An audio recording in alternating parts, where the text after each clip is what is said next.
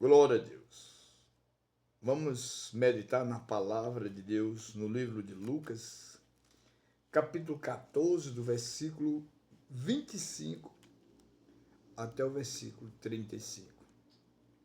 Fala da parábola acerca da providência. Está escrito assim: Ora, ia com ele uma grande multidão. E voltando-se, disse-lhe: Se alguém vier a mim e não aborrecer a seu pai e mãe e mulher e filhos, e irmãos e irmãs, e ainda também a sua própria vida, não pode ser meu discípulo. E qualquer que não levar a sua cruz, não vier após mim, não pode ser meu discípulo. Pois, qual de vós, querendo edificar uma torre, não se assenta primeiro a fazer as contas dos gastos, para ver se tem com que acabar? Para que não aconteça que depois de haver posto os alicerces e não podendo acabar, todos os que virem comecem a escarnecer dele. E dizendo: Este homem começou a edificar e não pôde acabar. Ou qual é o rei que, indo à guerra, a peleja contra outro rei, não se assenta primeiro a tomar conselho sobre com 10.000, pode sair ao encontro do que vem contra ele com 20.000. De outra maneira, estando outro ainda longe, manda embaixadores e pede condições de paz. Assim, pois, qualquer de vós que não renunciar a tudo quanto tem, não pode ser meu discípulo. Bom é o sal. Mas se ele degenerar, com que se adubará? Nem presta para a terra, nem para o monturo. Lança-no fora. Quem tem ouvidos para ouvir, que ouça. E esta é a palavra de Deus para a nossa meditação neste dia, sobre a providência divina, sobre os preceitos de Deus. E Jesus diz aqui no versículo 25, começa assim: Ora, ia com ele uma grande multidão, e voltando-se, disse-lhe. Quer dizer, Jesus falou aos discípulos, falou à multidão, a grandes multidões. E ele diz assim: se alguém, qualquer pessoa, independente da estrutura que seja, não importa se é preto, branco, baixo, alto, mas se quiser vir a Jesus Cristo, ter uma intimidade, um relacionamento com Deus através de Jesus Cristo, ele diz: aquele que decidir vir a mim e não aborrecer a seu pai, e mãe, e mulher, e filhos, irmãos, irmãs, e ainda também a sua própria vida, não pode ser meu discípulo. Aborrecer a seu pai tem um sentido nesse versículo de amar menos. Aquele que ama Jesus menos e ama mais a seu pai, a sua mãe, seu irmão, não pode ser discípulo de Jesus, porque Jesus tem que ser a pedra fundamental de nossa trajetória de uma nova criatura, de vida com Deus. Ele tem que ser o principal. Então, quando ele diz aquele que não aborrecer pai, mãe, irmão, e assim sucessivamente, ele está dizendo aquele que não amar menos as outras pessoas do que a mim, não pode ser meu discípulo, porque devemos amar a Deus sobre todas as coisas e ao próximo como a nós mesmos. E ele continua ensinando aos discípulos essa parábola acerca da providência. Qualquer que não levar a sua cruz e não vier após mim, não pode ser meu discípulo.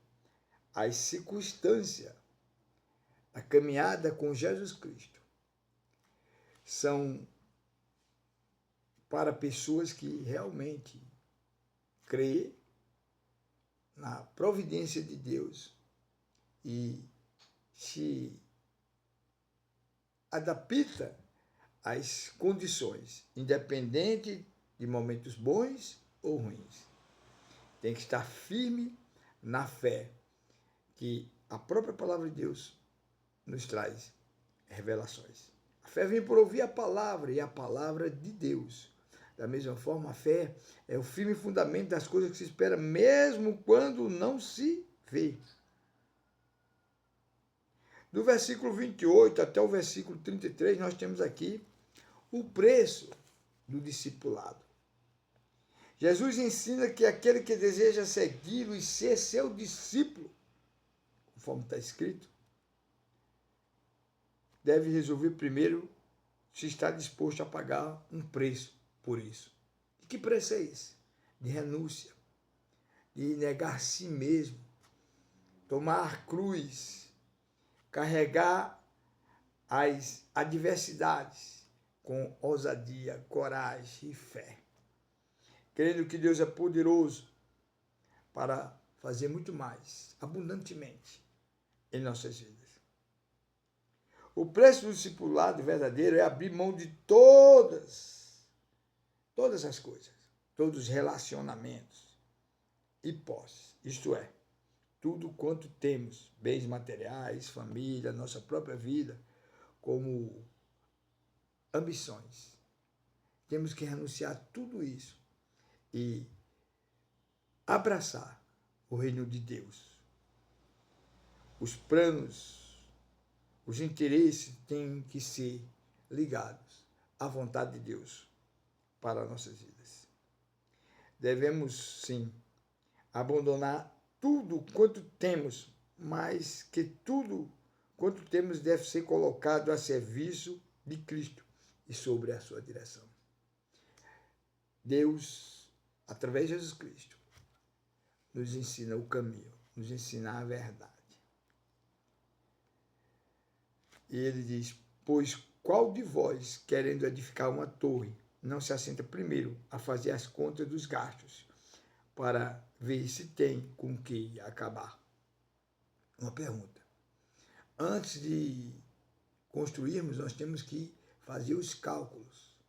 Nós temos que estar ciente dos custos.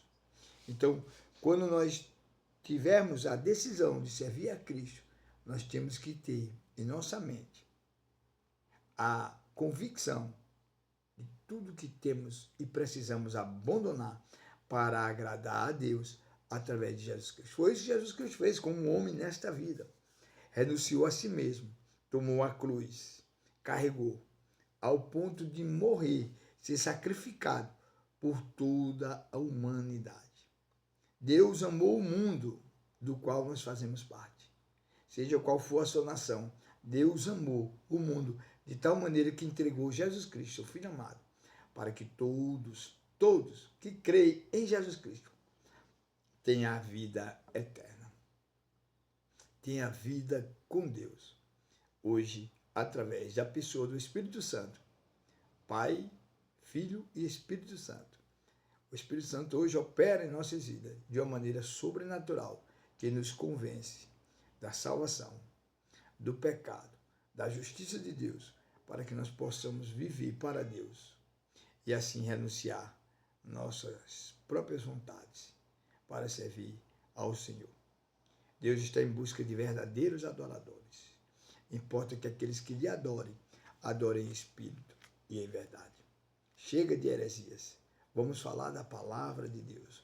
Vamos viver para Deus, de maneira que não sejamos decepcionados, nem venhamos decepcionar outras pessoas. Tenham todos uma boa reflexão.